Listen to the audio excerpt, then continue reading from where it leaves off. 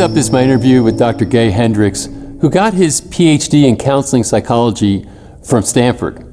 He's written over 40 books, he's got an extraordinary amount of wisdom, and his experience and perspective on psychedelics I think you'll find very revealing, no pun intended. So let's dive into this interview. I think you're going to really be stimulated by what he has to say. Gay, I'm really excited to have this conversation. Thanks for taking the time. My pleasure. So let's talk about your background. What got you thinking about and writing about the things that you do today? How did it all get started? Well, in the beginning, I had a lot of medical problems growing up. From the beginning of my life, I was one of those very fat babies, and then I was very fat throughout my childhood, and I was taken around to different medical specialists because I was the only fat person in a skinny family where everybody else was thin. And so there was obviously something wrong, and I got lots of shots and hormones and things, but it never really cleared up until I took responsibility for clearing it up as an adult and lost 140 pounds, I think it was, when I was in my mid-20s.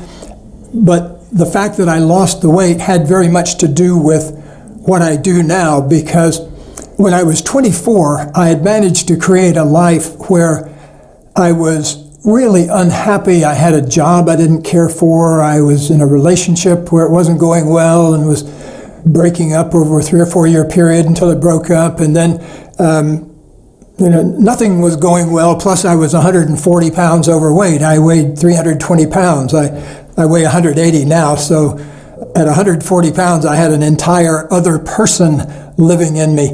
And so on one magical day when I was 24, I had a slip and fall where I slipped on the ice on the road in New England where I was taking a walk. And I was by myself, and I went whomp down, and I didn't knock myself out, but I kind of knocked myself out of my normal way of seeing things. And for about 2 minutes, I had this set of realizations about who I really was, that I'd been really living someone else's life all my life, and that who I was down in there somewhere, and my job was to find it. And so I realized that underneath all that 140 pounds of extra fat was a whole bunch of feelings like anger and fear and sadness that I'd never explored in myself that was underneath that. But the real magic was that underneath everything, I felt what I would call an ocean of pure consciousness. That down at the bottom of all of our experience is a gift we're given from the universe, which is this gift of pure consciousness with no programming on it. And so from that place, we can always rebuild our lives and reboot our lives and reprogram our lives. And so I had this awareness. Even though I wasn't into psychology or anything like that, I was an English major, and I thought I was going to write the great American novel someday instead of 50 self-help books. But this got me into psychology in a big way, though, because after having this experience, I realized that I needed to come down in there and find who I really was. And so in the course of a year, I jumped into the counseling program at the University of New Hampshire, and I had a job as a resident counselor and teacher at a school for delinquent boys. So I had all day long I could practice my new counseling skills, and then in the evening I went to night classes as a commuter to the University of New Hampshire campus, which was about 20 minutes away. And so I did that for a couple of years, and during that period I lost all the weight. I lost 100 and some pounds the first year and then more the second year. And I also ended up getting a fellowship to go to Stanford to get my PhD. And because I was busily writing about these experiences at the time, and some of my writings caught the attention of some professors at Stanford, so that's how I ended up going across the country to Stanford for my PhD in counseling psychology. My whole quest, I think, all along has been to help people birth that genius that lives inside us all. My most popular book, The Big Leap, is all about how to access your genius zone inside you and what you need to do to clear the barriers to living in that state of genius. And when I say genius, I'm talking about doing what you most love to do and what you're most uniquely suited to do. I call that your particular genius. And once you open up that territory and begin to think that way, you begin to think, okay, is what I'm doing now in my genius zone or not? It gives you a good focal point in life for how to live your life and to keep evolving so that more and more of that genius is underway. After I got out of Stanford, I went out to the University of Colorado and joined the counseling psychology program there as a professor, and I ended up being there for 21 years. It was a wonderful place to be and develop my ideas. Then one magic day, my wife and I wrote, Katie wrote, by the way, it's Kathleen on the books, but her nickname is Katie, so I usually call her Katie. But I met her in 1980, and she's a fellow psychologist, and we ended up writing a book together called Conscious Loving at the end of our first decade together, so around 1989. And just then there was a rising young talk show host named Oprah Winfrey, and she got hold of our book Conscious Loving and invited us to come out to Chicago a couple of times and be on her show. And so life then suddenly took a very different direction because I just didn't have time anymore to do my university job and fulfill all the requests for seminars and talks and appearances and that kind of thing. And I tried kind of doing it for a year or so, but I was just didn't feel like I was doing either job well, and so I ended up letting go of my university work. And we kind of set up our own university, though, the Hendricks Institute. I gave a speech when I was leaving the University of Colorado, and they asked me, talk about what you're going to do in the future now that you're taking early retirement. And I said, well, what I want to do is set up my own private university that doesn't have any grades and only teaches the most important things there are.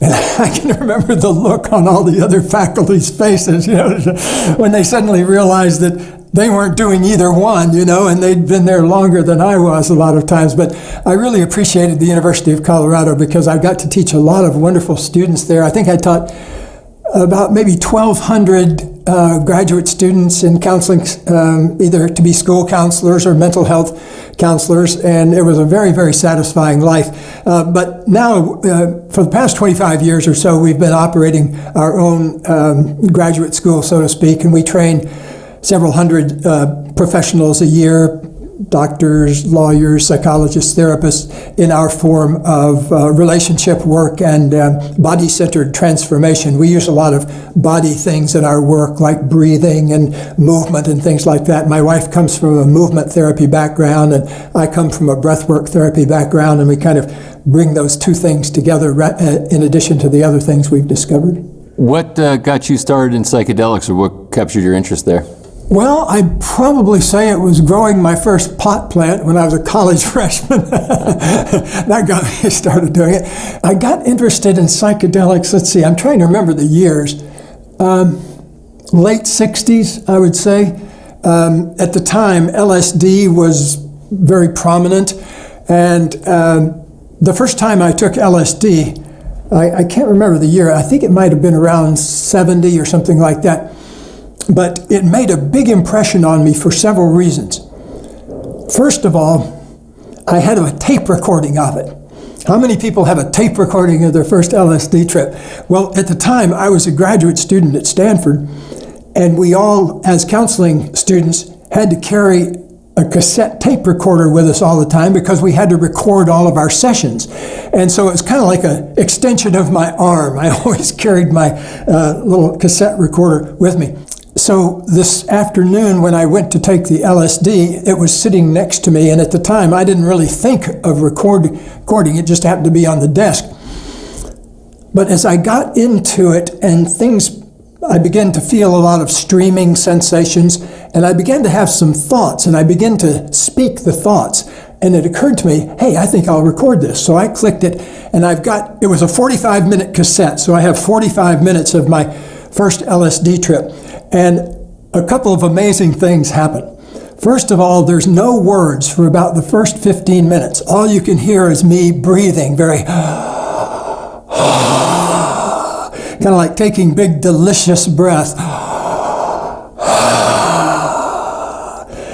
Remember, I said I was really into breathing in those days. I was studying breathing on biofeedback machines and that kind of thing.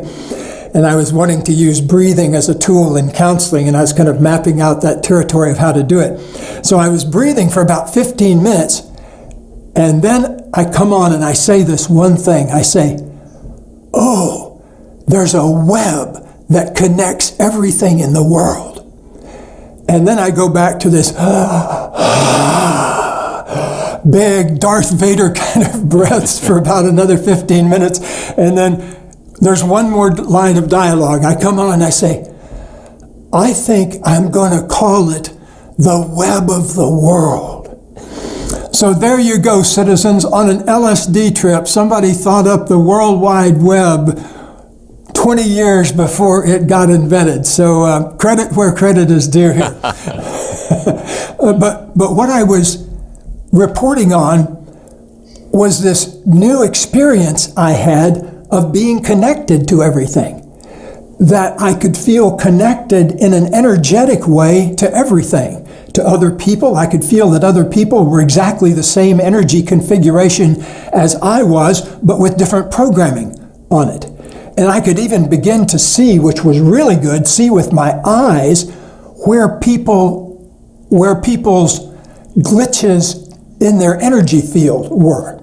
And that became very useful to me as a clinician, because oftentimes the person would come in with a battery of psychological tests, but I could take one glance at them and see where they were compromised in their chest around some old grief, or locked up in their neck with some old anger, or clutched up in their belly with some old fear. It became like reading a cartoon, really. It was just so obvious.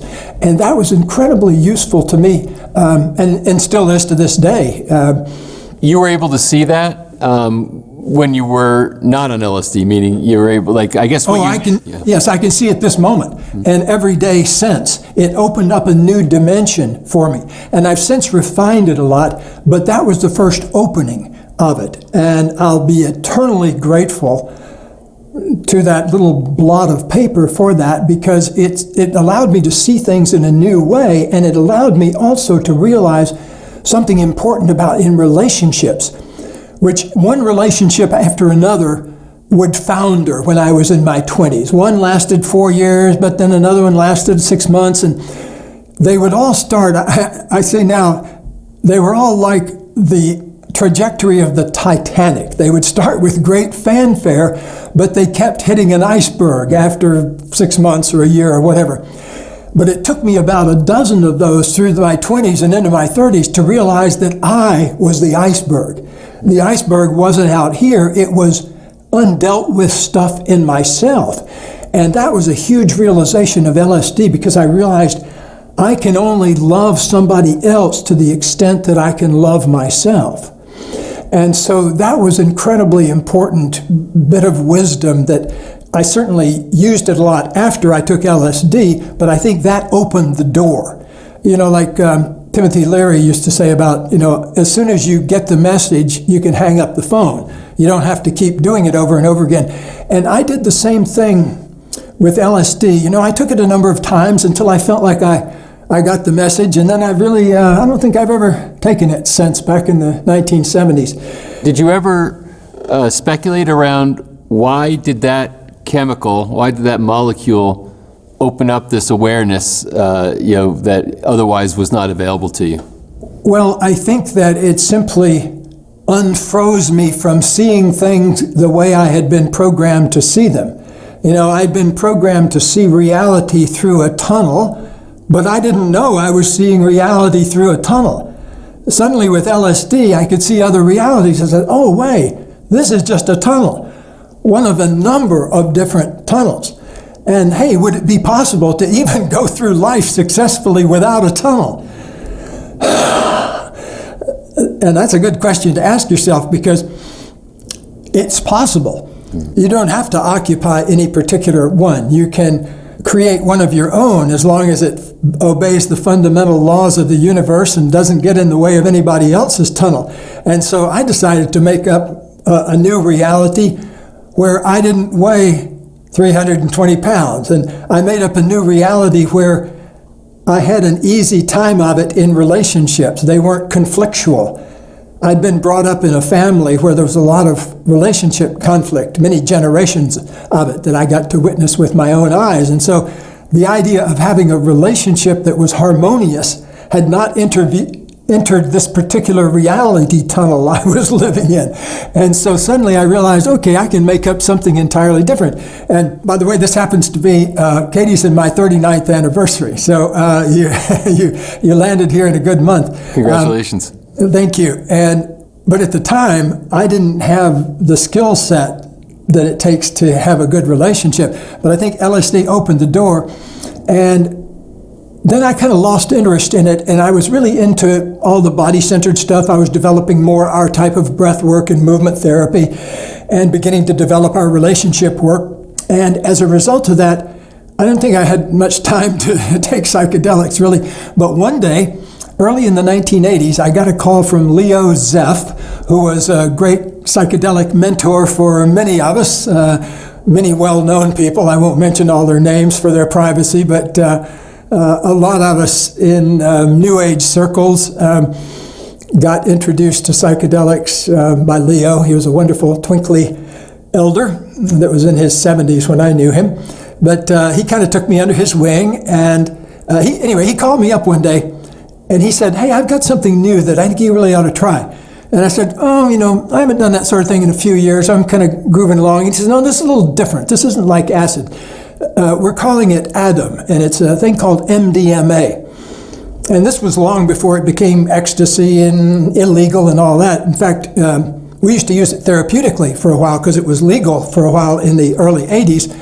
Then the government, in their infinite wisdom, decided to make it illegal. And of course, then it became a street drug and people started abusing it and all that. But there was this little holy moment in the early 80s where it wasn't illegal or anything, and there was a lot of great psychiatrists and psychologists using it. So anyway, I took MDMA for the first time somewhere in the early 80s and had that classic MDMA experience of 2 or 3 hours of love and bonding even deeper with Katie during my first MDMA trip. And so then for a while we also used that therapeutically sometimes with people if they wanted to go really deep and far out. And we had uniformly great experiences. I never had a single negative experience with anybody in seminars, and sometimes we would do it with 40, 50 people. So later on, once it got out into the street, then things started, people would overdose and stuff like that. But I can't personally speak of any kind of negative effect one way or the other that I ever saw that came out of that. So, and I still think to this day that if you approach psychedelics in a sacred way, you get a sacred outcome. If you approach it in a rah, I'm at the club and I'm going to dance all night way, you're going to get feedback about that. And so, because the medicines are just feedback mechanisms, they're not going to put anything in there that weren't there already. And that's what's amazing about some of the ones that a lot of people are doing now, like 5-MeO and ayahuasca and things like that have I haven't personally done those in quite a few years, but I know they're having a resurgence, and also psilocybin and mushrooms are getting popular. In fact, somebody sent me the other day some mushrooms that they were really into microdosing and wanted me to give it a try, and I haven't gotten around to it yet. I should, though. I always say, if my life ever gets too busy to take psychedelics, it's too busy. Yeah, good point.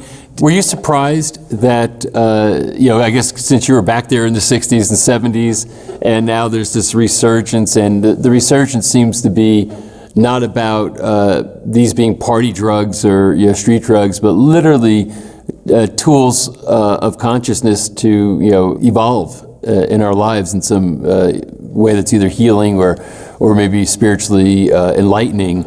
Are you surprised by what you're seeing now, or did you think that this was the natural course that would unfold? I think I'm more surprised than not.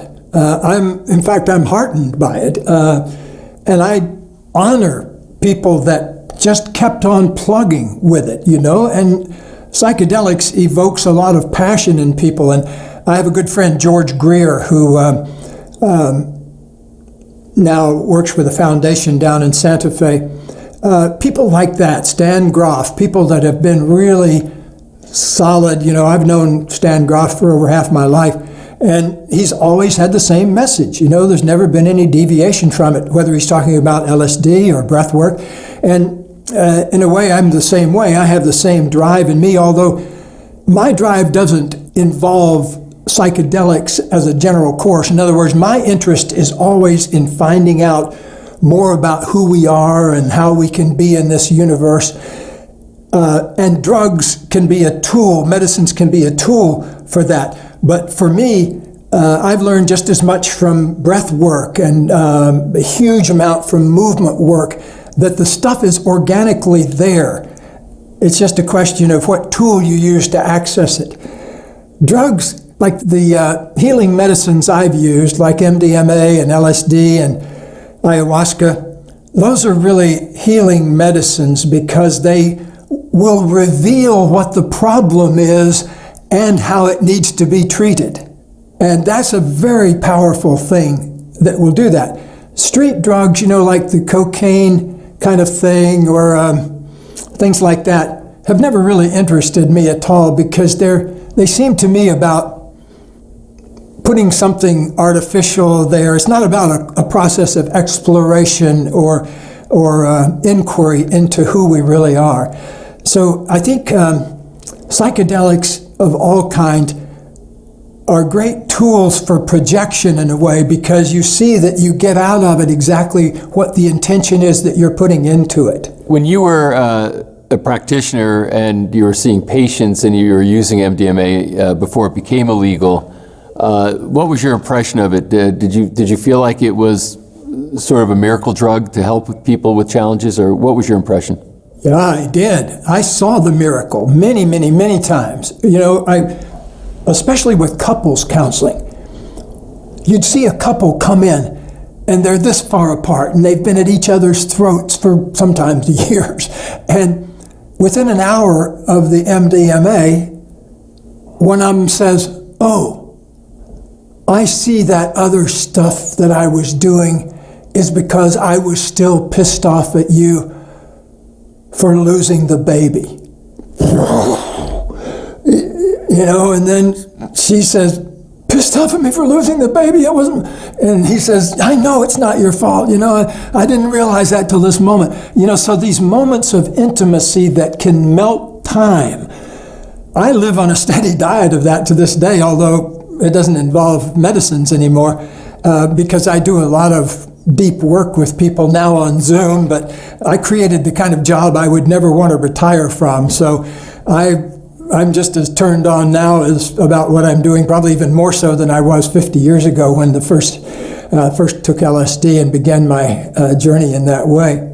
Do you ascribe, very often people are talking about these very spiritual awakenings that are a byproduct of their psychedelic experience.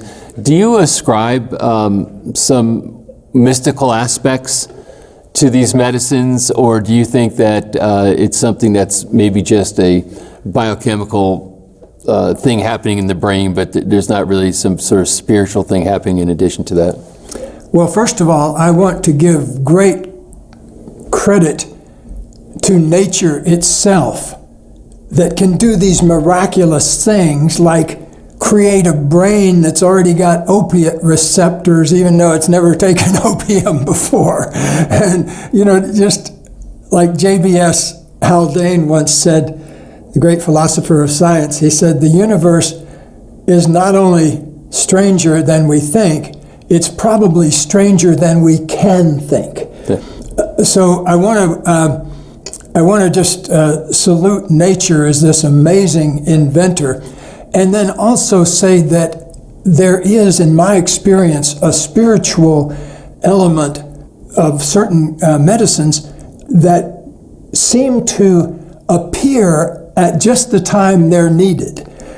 That I think the mushrooms appeared 5,000 years ago when the Vedas were being created. Because if you look at a lot of the original Vedas, especially the Rig Veda, it's a lot about incantations to the spirit of what sounds like the mushroom, and to a juice made from psychedelic mushrooms. And so I think those things appear at different times in history for a certain reason. And I'm not nimble enough philosophically or metaphysically to be able to explain that, but that's the way it feels when I'm administering those medicines or when I'm experiencing those medicines. How many people, because you still, as you said, you're in active practice working, with therapy, I guess with individuals, maybe couples, it sounds like, and maybe kind of different facets of that. Do you recommend that these people do psychedelics sometimes to help have a breakthrough? Sometimes I do. I don't do it with them myself, but nowadays it's not that hard to find. In fact, I've had many couples and individuals consult me on that matter. And I only recommend it if people are, at a certain level or anything. That's why I've never had any kind of negative experience that I know of that anybody has ever had a bad trip or anything like that, because I think that people, when they're ready, the medicine will appear. And do you have any kind of predilection like towards psilocybin versus MDMA, or do you kind of look at the circumstance and have a sense of what tools might best serve a certain circumstance? Yes, interesting you should mention that. I've never been asked that question before. That's a great question. Just last Sunday, 2 days ago, I was visiting a couple that we actually married. We performed their wedding 20 years ago, and they're dear friends of ours. And I assisted them when they were still having some difficulties before their wedding. I assisted them specifically with a ketamine experience, because that particular medicine creates a kind of artificial pure consciousness. If the nervous system is like a tree, with ketamine you get 45 minutes of kind of being down with the sap and not involved with the periphery at all. And I had a feeling, and I've done this with other people too, that there were some deep old fears that they were bringing into the relationship that ketamine would free them from for a little while. So ketamine is best administered by a medical doctor, and I know some medical doctors that do that sort of thing. And so I sent them away, and they had a great trip, and it accomplished that purpose. I've probably done that with maybe 6 or 8 different people, specifically for ketamine, specifically for people who have a fear of death. Ketamine is good for kind of getting you clear of your fears for an hour or so, and so it gives you a different perspective. Also, I've recommended MDMA many times to couples, although I haven't sat for a couple in, at least 3 decades probably. But I don't have to anymore, because it's plenty easy for people now to have some congenial circle around them or a congenial experienced person with them when they're doing it. Have you ever been maligned or attacked because you talk about psychedelics or you advocate for them in circumstances? Yeah. And so what is that like? Is it, because you're obviously a professional with great credentials, you've written a lot of books, you're well known, and I would imagine in many instances, people in your circumstance might decide to be closeted around this so that they don't raise controversy, etc. In your case, you speak about it openly, so I guess you expected the adversity, but when it happens, do you even respond to it, or do you just ignore it? I mostly ignore